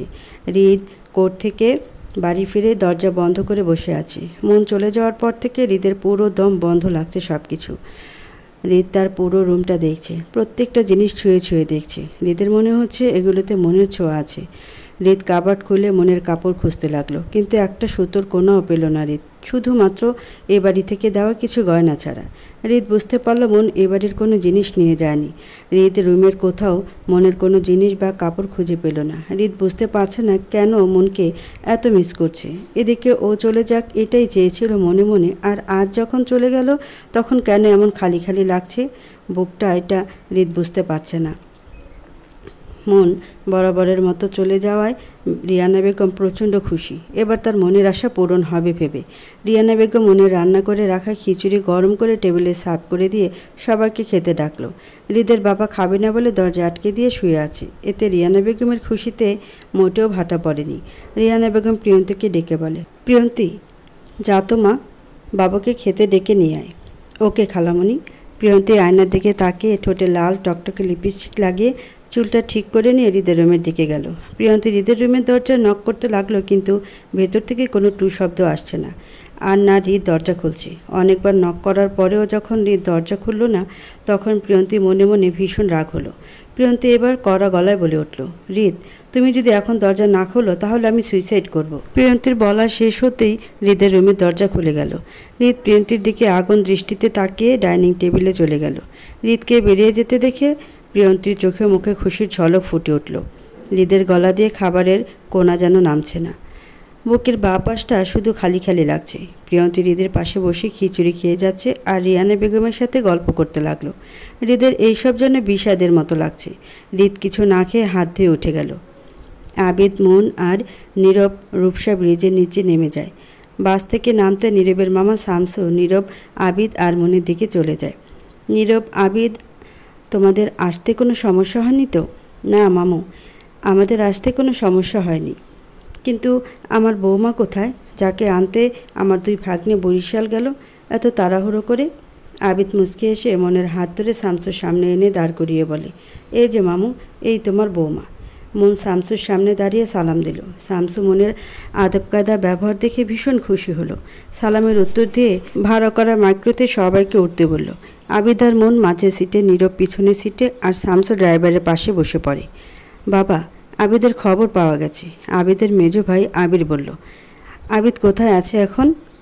শুনেছি কি কাজে নাকি আবিদ বরিশাল গিয়েছে। বাকি কথাটা চেপে গেল আবির। আবিদ খুলনা ফিরলে আমাকে জানাবে, গম্ভীর গলায় বলল আফজাল। জি বাবা। আবির আফজালের রুম থেকে বেরিয়ে দম নিতে লাগলো, কারণ যতক্ষণ নিজের বাবার সামনে দাঁড়িয়ে থাকে ততক্ষণ যেন শ্বাসটা আটকে থাকে। আবির তার বাবা মায়ের রুম থেকে বেরিয়ে বাইরে আসতে মনিরা বেগম আবিরের সামনে এসে দাঁড়ায়। মন বিয়ের রেজিস্ট্রি কাগজে সাইন করার পর আবির সাইন করে। তারপর সাক্ষী হিসেবে নীরব, শামসু আর আবিদের কিছু বন্ধুরা সাইন করে দেয়। আলহামদুলিল্লাহ, বিয়েটা সম্পূর্ণ হয়েছে। আপনারা এখন আইনত স্বামী স্ত্রী। শামসু হক নিজে বিয়ের সব খরচ খরচা করে আবিদ আর মনকে নিয়ে যায়। আবিদ, মন, নীরব তিনজন তার মামার বাড়িতে এসে পুরো অবাক হয়ে যায়। পুরো বাড়িটা খুব সুন্দর করে বিয়ে বাড়ির মতো সাজানো। নীরবের মামি এসে মনকে ভিতরে নিয়ে যায়। এদিকে আবিদ নীরবের মামাকে কিছু একটা বলার চেষ্টা করে যাচ্ছে, কিন্তু শামসু হক কিছুতেই আবিদকে পাত্তা দিচ্ছে না। শামসু হক একটা পাঞ্জাবি নিয়ে এসে নীরবের হাতে দিয়ে বলে আবিদকে পাঞ্জাবি পরে রেডি করে আসতে। ওদিকে মন গোসল করে বের হতে নীরবের মামি লাল একটা বেনারসি শাড়ি মনকে পরিয়ে দিয়ে সুন্দর করে সাজিয়ে দেয়। মাশাআল্লাহ মন, তোমাকে খুব সুন্দর লাগছে। আবিদ তোমাকে দেখে না জ্ঞান হারিয়ে ফেলে। মামির কথা শুনে মন লজ্জায় লাল হয়ে গেছে। মন কখনো ভাবতে পারেনি তার জীবনে এমন সুখময় জীবন আসবে। তার ভালোবাসা কে পাবে। মনের দু চোখ ছলছল করছে। মনের খুব করে মৃন্ময় আর সাঞ্জু কেমন আছে তা জানার জন্য মনটা কেমন করে উঠল। মনের জীবনে ভালোবাসার মানুষের সংখ্যা খুব কম। বাবা, সাঞ্জু, আবিদ আর মৃন্ময়, শুধুমাত্র এই কয়টা মানুষ। মনমা, কাঁদছো কেন? মায়ের কথা মনে পড়ছে? মামি জিজ্ঞেস করলো। মন মায়ের কথা শুনে চোখ মুখে ভয়ের ছাপ ফুটে উঠল। মন মনে মনে বলতে লাগলো, মাকে তো ডিভোর্সের কথা জানানো হয়নি, আর না আবিদের সাথে বিয়ের কথা। মা যদি জানতে পারে তাহলে কি হবে? মন আর ভাবতে পারছে না, মাথা ঘুরছে মনের। মামি, আবিদ আর মনকে তাড়াতাড়ি বসিয়ে খেতে দেয়, তবে শর্ত একটা, মন আবিদকে খাইয়ে দিবে আর আবিদ মনকে। আবিদ স্বাচ্ছন্দ্যে মনকে খাইয়ে দিল, কিন্তু মনের ভীষণ লজ্জা লাগছে। তারপর আবিদকে খাইয়ে দেয়। খাওয়া শেষ হতে বাকি সবাই খেয়ে নেয়। এদিকে স্বামীর গোপনে মৃন্ময় আর সাঞ্জুকে নিয়ে আসে মন। সাঞ্জু আর মৃন্ময়কে দেখে দৌড়ে গিয়ে জড়িয়ে ধরে। দীর্ঘ একটা বছর পর ভাই আর প্রিয় বান্ধবীকে দেখে মনে দু চোখের পানির বাঁধ আটকে রাখতে পারছে না। মনের কান্না বন্ধ করার জন্য বলে উঠল, আরে আপু, এত কাঁদছিস কেন? দেখ, তোর মুখের মেকআপ লেপটে পেতনির মতো লাগছে। মৃন্ময়ের কথা শুনে সাঞ্জু দাঁত বের করে দিয়ে বলে উঠল, হ্যাঁ রে মন, সত্যি তোকে পেতনির মতো লাগছে। কাজল লেপটে গেছে, মেকআপ চোখের পানিতে ধুয়ে গেছে। ইস, কি বিশ্রী লাগছে তোকে জিজু। তোকে এখন দেখলে নির্ঘাত হার্ট ফিল করবে বলে হাতে লাগলো সাঞ্জুর। সাঞ্জুর দিকে হ্যাঁ করে তাকিয়ে আছে নীরব। আবিদ নীরবের দিকে তাকিয়ে পেটে খোঁচা মারতে নীরব আবিদের দিকে দাঁত কোপাটি বের করে আবিদের দিকে তাকিয়ে বলে, দোস্ত, এবার আমার দিকে একটু তাকা। তোর তো একটা হিললে হয়ে গেল, এবার আমারও একটা হিললে করে দে। হয়ে যাবে, মনকে বলিস, মন তোর সেটিংটা করিয়ে দেবে। মন মৃন্ময় আর সাঞ্জুর সাথে গল্প জুড়ে দেয়। এদিকে আবিদ বারবার মনকে দেখে যাচ্ছে। মন বুঝতে পারছে আবিদকে দেখছে। কিছুক্ষণ পর মন ওয়াশরুমে যায় চোখে মুখে পানি দিতে। মন চোখে মুখে পানি দিয়ে বের হতে হঠাৎ হাত ধরে কেউ হ্যাঁচকা টান দিয়ে কোমর জড়িয়ে ধরে। মনের এই স্পর্শ চেনা। আবিদ মনকে জড়িয়ে ধরে আছে। আবিদ মনের চুলের খোপাটা খুলে দিয়ে চুলে মুখ গুজে দেয়। মন আবিদের স্পর্শে বারবার কেঁপে উঠছে। মনের ইচ্ছে করছে এই সময়টাকে এখানে থামিয়ে দিতে, তা হবার নয়। আবিদ, নেশা ভরা কণ্ঠে বলল, দরজা খোলা আছে, কেউ এসে যাবে, এখন ছাড়ো প্লিজ। একটা বছর তোমাকে ছাড়া থেকেছি, আর না, আমি আর এক নেনো সেকেন্ডের জন্য তোমাকে ছাড়া থাকতে পারবো না। আবিদের এত ভালোবাসা দেখে মনের প্রচণ্ড ভালো লাগছে। মনে নিজের ইচ্ছে করছে না আবিদের বাঁধন থেকে নিজেকে মুক্ত করতে। মন আবেশে চোখ বন্ধ করে ফেলে। আবিদ মনের গলায় আলতো করে ঠোঁটের স্পর্শ ছুঁয়ে দেয়। মন লজ্জায় ঘুরে আবিদের বুকে মুখ লুকায়। ইস, আমার মায়াবতী লজ্জা মাখা মুখ লুকিয়ে ফেলে আমাকে দেখার সুযোগ পর্যন্ত দিলে না। It's not done baby. ধ্যাত, আমাকে যেতে হবে। সাঞ্জু, মৃন্ময় আমার জন্য অপেক্ষা করছে। মন আবিদের বুক থেকে মাথা তুলে যেতে নিলে আবিদ মনকে শক্ত করে জড়িয়ে ধরে বলে, আমাকে ক্ষমা করে দিও মন পাখি। আজ আমার জন্য তুমি একটা বছর নরকের যন্ত্রণা সহ্য করেছো, কষ্ট পেয়েছো। সেদিন যদি বাবার কথা শুনে বিজনেসের জন্য ঢাকা না যেতাম, তাহলে 1 বছর পূর্বে আমার বউ হয়ে আসতে। ভুলে যাও না আবিদ পুরনো সব কথা। আমরা নতুন করে শুরু করব, নতুন করে বাঁচবো আবিদ। মন, বেপি, কই তুই? এই রে, আমি কিছু দেখিনি। হাত দিয়ে চোখ ঢেকে বলতে লাগলো সঞ্জু। আসার আর সময় পেল না। এসে যখন পড়েছ তখন আর চোখ ঢেকে রাখতে হবে না। চোখ মেলে তাকিয়ে বলুন শালি সাহেবা, এখানে আসার কারণ কি? সঞ্জু চোখ মেলে কোমরে হাত দিয়ে আবিদকে বলতে লাগলো, এখানে আসার কারণটা হলো আপনার বউ আর আমার বেষ্টু। এখন মনকে ছাড়তে হবে আপনাকে। কেন কেন? আমি আমার বউকে কেন ছাড়ব? মোটেও না, আমি আমার বউকে ছাড়ছি না। কথাটা বলে আবিদ মনকে সঞ্জুর সামনে জড়িয়ে ধরে। এই কি করছো কি সঞ্জুর সামনে? ছাড়ো বলছি। একদম না, তোমাকে আর আমি ছাড়ছি না। Got it. জিজু, তাহলে আমি নীরবের মামা মামিকে পাঠিয়ে দিই, কি বলেন? সঞ্জুর কথা শুনে আবিদ মনকে ছেড়ে দেয়। সঞ্জু টিটকারি মেরে বলে, কি হলো জিজু, আপনি নাকি মনকে ছাড়বেন না? তাহলে মামা মামির নাম শুনেই ছেড়ে দিলেন। ইস, এত ভীতু আপনি। সঞ্জু আর আবিদের কথার মাঝে মন ধমক দিয়ে ওঠে। মনের ধমকে দুজনে চুপ হয়ে যায়। এটা নতুন না, এর আগেও যখন মনের সাথে আবিদ দেখা করতে আসতো তখন সঞ্জু আবিদ আর নীরবের সাথে তর্ক করে যেত। তবে সঞ্জুর সাথে তর্কে আবিদ বা নীরব কেউ পেরে উঠত না। এ নিয়ে সঞ্জুর অহংকারের শেষ নেই। সঞ্জু মনের হাত ধরে টেনে নিয়ে যায় মামা মামির রুমে। এদিকে আবিদের মা মনিরা বেগম মাথায় হাত দিয়ে বসে আছে। মাত্রই আবিরের পেট থেকে বেরিয়েছে আবিদ আর মনের বিয়ের কথা। মনিরা বেগম ভয়ে কাঁপতে, এটা ভেবে যে কখন না তার স্বামীর কানে আবিদ আর মনের বিয়ের খবরটা চলে যায়। মনিরা বেগম তার বড় ছেলেকে মনেও বিশ্বাস করে না, কিন্তু আবিরকে বিশ্বাস করে। সেই কারণে আবির এখনও তার বাবাকে আবিদের বিয়ের কথা বলেনি। কি হয়েছে রিত তোমার? তুমি আমাকে অ্যাভয়েড কেন করছো? আমাকে একা থাকতে দে প্রিয়ন্তী, গম্ভীর গলায় বলল রিত। হৃদের কথা শুনে প্রিয়ন্তী যেন তেলে বেগুনে জ্বলে উঠল। প্রিয়ন্তী হৃদের শার্টের কলার ধরে আগুন চোখে তাকিয়ে বলতে লাগলো, এত বছর আমাকে ভোগ করে মজা নিয়ে এখন ভালো সাজা হচ্ছে? তোর কি মনে হয় আমি তোকে ছেড়ে দিব? হ্যাঁ, কোনো দিন না। তোর মা আর তুই মন ভাবের উপর কীভাবে অমানসিক অত্যাচার করেছিস তা আমি নিজ চোখে দেখেছি। এমনটা নয় আমি কিছু করিনি, আমিও কষ্ট দিয়েছি, কিন্তু কেন দিয়েছি? তোর জন্য দিয়েছি। আর আজ তোকে একলা ছেড়ে দিতে বলছিস? হৃদ প্রিয়ন্তীর হাত ধরে দাঁতের দাঁত চেপে বলতে লাগলো, কলারটা ছাড়ো প্রিয়ন্তী। ছাড়বো না, ছাড়বো না। তুমি কি আমাকে পুতুল পেয়েছো? হ্যাঁ হ্যাঁ, তুই আমার হাতের পুতুল। যেমন আমি চাইবো তেমন তোকে চলতে হবে। এখন আমার রুম থেকে বিদায় হ প্লিজ। বাহ, একদিনে দেখছি ভাবির জন্য দেবদাস হয়ে গেলে। আর আগে কেমন দুধ ছাই করতে তাকে। কলার ছেড়ে দিয়ে বলল প্রিয়ন্তী, কি চাস তুই? তোমাকে চাই। আগামীকাল আমাকে বিয়ে করবে, আর তা না হলে আমি সুইসাইড করব। তোমার জন্য এর আগে দুবার আমি আমার সন্তানকে নষ্ট করেছি, কিন্তু এবার আর আমি তা করব না। প্রিয়ন্তীর কথা শুনে হৃদ যেন আকাশ থেকে পড়ল। কি বলছিস, তার মানে তুই? হৃদকে বলতে না দিয়ে প্রিয়ন্তী বলে উঠল, হ্যাঁ, আমি প্রেগনেন্ট। তোমার বংশ আমার শরীরে একটু একটু করে বেড়ে উঠছে। হৃদ আর কিছু বলার সুযোগ পেল না, কিন্তু মনকে হৃদ একদমই ভুলতে পারছে না। মনের কোথায় যেন বারবার খালি খালি লাগছে হৃদের। তবুও বাচ্চার কথা শুনে হৃদ প্রিয়ন্তীর দিকে তাকায়। একদিনে প্রিয়ন্তীর চোখ মুখ বসে গেছে। হয়তো ওর চিন্তার ওর ইগনোরনেস সহ্য করতে পারছে না, তাই হৃদ শান্ত গলায় প্রিয়ন্তীকে রুমে যেতে বলে। তবে এবার আর প্রিয়ন্তী অবাধ্য হয় না, ধীর পায়ে রুম থেকে বেরিয়ে যায়। হৃদ ফোন বের করে হৃদ তার বন্ধু অন্তরকে কল করে। অন্তর নীরবের মামার এলাকায় থাকে। কিছুক্ষণ পর অন্তর কল রিসিভ করে। হ্যালো দোস্ত, কেমন আছিস? এই তো ভালো, তুই কেমন আছিস? ভালো, বাট তুই আমাকে একটা কথা বল, তোর সাথে ভাবির ছাড়াছাড়ি কবে হলো? মানে? তুতলিয়ে বলল হৃদ। মানেটা খুব সহজ হৃদ, তোর সাথে ভাবি ছাড়াছাড়ি না হলে ভাবি কখনো দ্বিতীয় বিয়ে করতে পারতো না। অন্তরের কথা শুনে হৃদ যেন আকাশ থেকে পড়ল। অন্তর, তুই কি বলছিস? আমি সত্যি কিছু বুঝতে পারছি না, ক্লিয়ার করে বলো প্লিজ।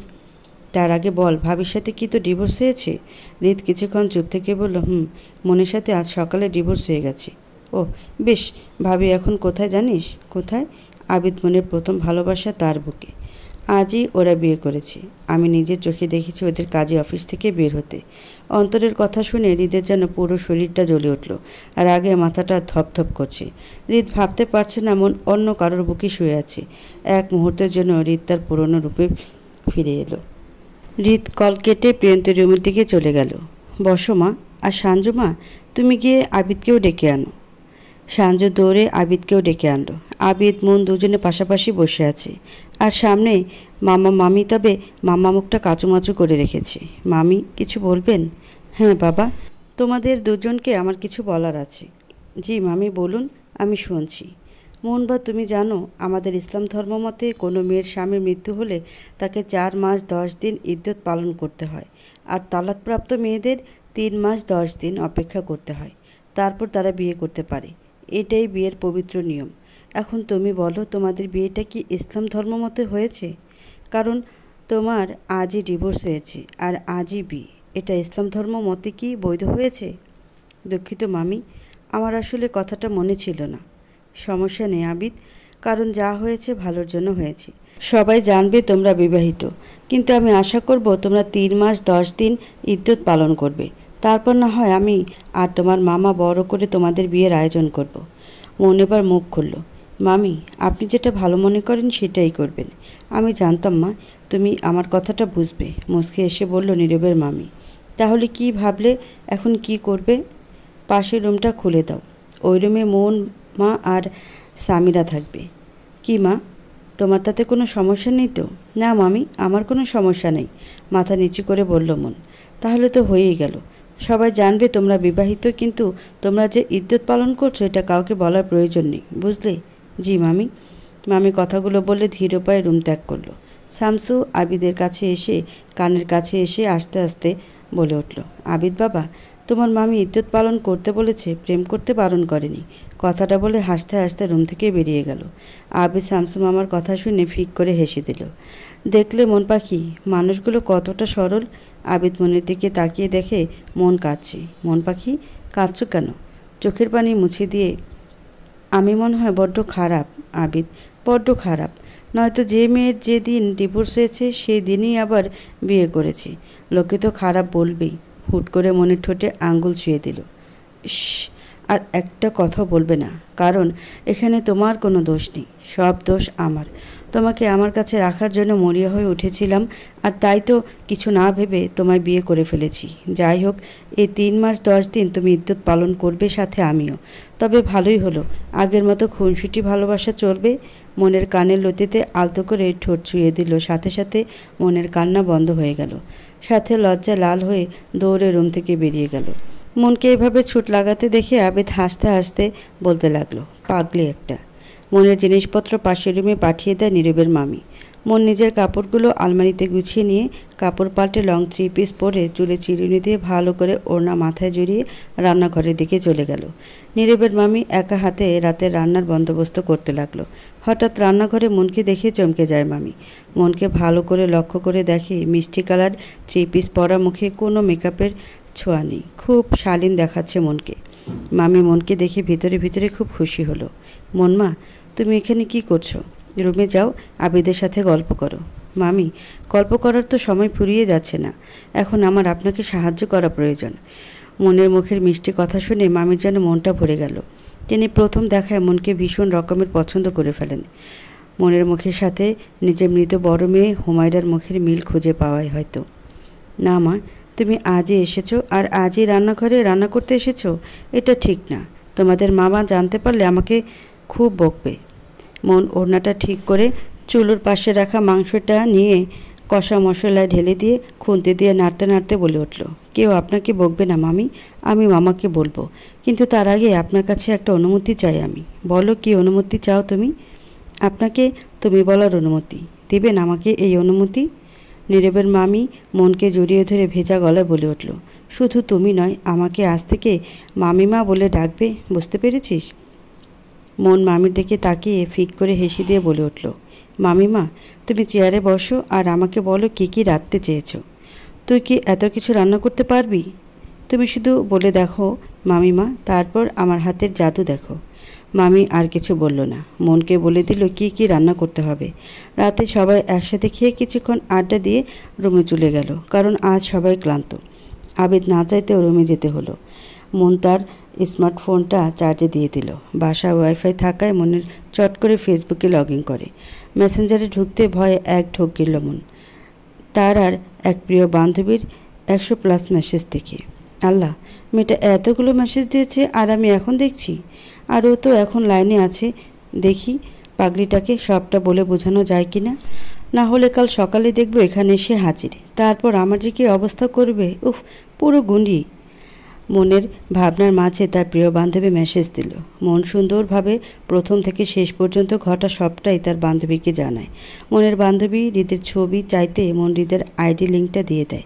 আইডি লিঙ্কটা দেওয়ার পর মনের বান্ধবী রিপ্লাই দিল, এবার তুই শুধু দেখে যেমন এই জানোয়ারটার আমি কি অবস্থা করি। খুব শখ না মেয়েদের জীবন নিয়ে খেলার?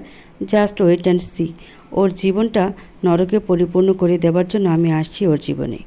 মন তার বান্ধবীর মেসেজ দেখে মনের হাত পা কাঁপতে লাগলো, কারণ মন তার এই একরোখা জেদির আগে বান্ধবীকে চেনে, যেটা মুখ দিয়ে বলবে সেটাই করবে। তার মানে হৃদের জীবনের সুখের আকাশটা কালো মেঘের অন্ধকারে ঢেকে দেওয়ার জন্য ও আসছে। মন আর ওর বান্ধবীকে কিছু বলার সুযোগ পেল না, কারণ সে অফলাইনে চলে গেছে। মন এত স্ট্রেস নিতে পারছে না, তাই নেট অফ করে সামিরাকে জড়িয়ে ধরে শুয়ে পড়ে। প্রিয়ন্তী ফ্লোর থেকে কাপড়গুলো তুলে ওয়াশরুমে ঢুকে গেল ফ্রেশ হতে। এদিকে হৃদের শরীরের রাগ এখনও কমেনি। মনের ওপর পুরো রাগটা প্রিয়ন্তীর উপর মিটিয়ে নিল। তারপরও হৃদের মনে হচ্ছে তার রাগটা কমেনি।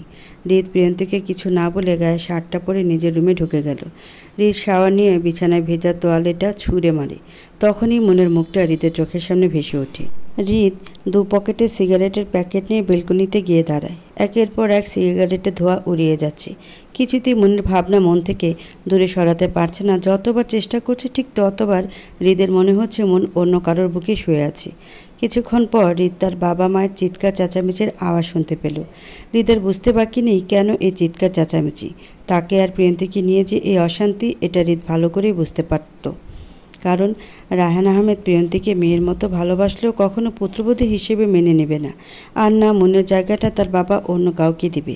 আর তাই এই ঝগড়া ঝামেলা। হৃদ এইভাবে পুরো রাতটা জেগে কেটে দেয়।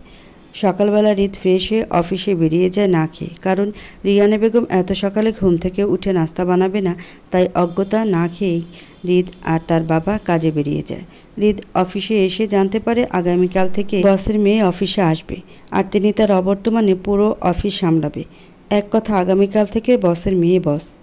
অফিসের মেল স্টাফরা খুব এক্সাইটেড, কারণ তারা শুনেছে বসের মেয়ে নাকি ভীষণ নরম প্রকৃতির মেয়ে আর চোখ ধাঁধানো সুন্দরী, যে কেউ নাকি এই মেয়ের প্রেমে পড়তে বাধ্য। অফিসে খুব জোরসোর তোড়জোড় চলছে নতুন বসকে ওয়েলকাম করার জন্য। হৃদের মন না চাইতেও কাজগুলো করতে বাধ্য হৃদ, তাই কাজ করছে। অন্যদিকে, মামনি, তুমি ভেবেচিন্তে কাজটা করছো তো? ফারুক খান বলল। ইয়েস আব্বু, আমি যা করছি ভেবে চিন্তে করছি। তোমাকে যা যা বলেছি তুমি শুধু তাই করো, বাকিটা আমি সামলে নেব। ঠিক আছে মামনি, তুমি যেমনটা চাইছো তেমনটাই হবে, তবে আমার কোনো হেল্প লাগলে বলবে কিন্তু। তার কোনো প্রয়োজন পড়বে বলে আমার মনে হয় না আব্বু, কারণ তুমি আমাকে খুব ভালো করেই চিনো। বাঁকা হেসে বলল।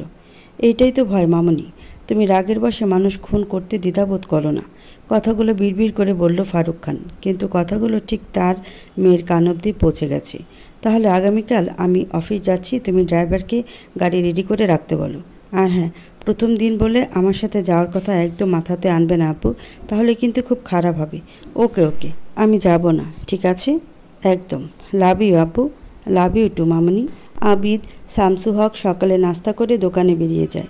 মৃন্ময় সাঞ্জু গতকাল সন্ধ্যায় বাড়িতে চলে যায়। যাওয়ার সময় মৃন্ময়কে জড়িয়ে ধরে মন খুব কান্না করে। ভাই বোনের এই ভালোবাসা দেখে আবিদ, সাঞ্জু, নীরব আর তার মামা মামির চোখে পানি এসে যায়। নীরব সাঞ্জু আর মৃন্ময়কে বাড়িতে পৌঁছে দিয়ে আসে অবশ্য, তবে এর মাঝে নীরব আর সাঞ্জুর মাঝে কিছু একটা চলছে, এটা আবিদ মন দুজনে বুঝতে পারছে। পরের দিন অভ্যাস মাফিক মন ভোরবেলা ঘুম থেকে উঠে মাংস গরম করে পরোটা বানিয়ে ফেলে। রাতে দেরি করে ঘুমানোর ফলে মামির ঘুম থেকে উঠতে দেরি হয়ে যায়। মনের নাস্তা বানানো শেষে মামি ঘুম থেকে উঠে ফ্রেশ হয়ে রান্নাঘরে এসে দেখে মন আগে থেকে নাস্তা বানিয়ে ফেলেছে। তিনি বেশ অবাক হলেন মনকে এতটা কাজে পটু দেখে। অবশ্য গতকাল রাতে তার প্রমাণ পেয়েছেন, তবে এখন আবার তার প্রমাণ পেলেন। শামসু হক আর আবিদ আগে খেয়ে বেরিয়ে গেছে শুনে মামি বেশ মন খারাপ করলেন, কারণ আজ উনি বেশ দেরি করে ঘুম থেকে উঠেছেন। মন মামি আর নীরবকে নিয়ে একসাথে নাস্তা করে নিলেন। মনমা, সামিরা খেয়েছে? হ্যাঁ মামিমা, ওদেরকে আগে খাইয়ে দিয়েছি। সামির এখন কোচিং করতে গেছে আর সামিরা রুমে বসে ড্রয়িং করছে। মনকে এভাবে সবটা সামলে নিতে দেখে মামি বেশ অবাক, কারণ এতটুকু মেয়ে এভাবে এত সুন্দর আর নিখুঁতভাবে সংসার সামলাচ্ছে, যেটা উনি নিজেও পারেনি এত বছর। মন নাস্তা করে মামির সাথে গল্প করতে লেগে গেল, আর মনের সঙ্গ মামির বেশ ভালো লাগছে। তিনিও মন খুলে মনের সাথে গল্প করে যাচ্ছেন। আর নীরব তার ফোন বাজতেই খেয়ে বেরিয়ে গেল। কাল কোথায় গিয়েছিলি মিন্ময়? আলিয়া বেগম রক্তচক্ষু নিয়ে মিন্ময়ের দিকে তাকিয়ে প্রশ্ন করতে লাগলো। আমি আমার এক বন্ধুর বাসায় গিয়েছিলাম আম্মু। মিন্ময়ের কথা শেষ হতে খুব জোরে এক থাপ্পড় পড়ল মিন্ময়ের গালে।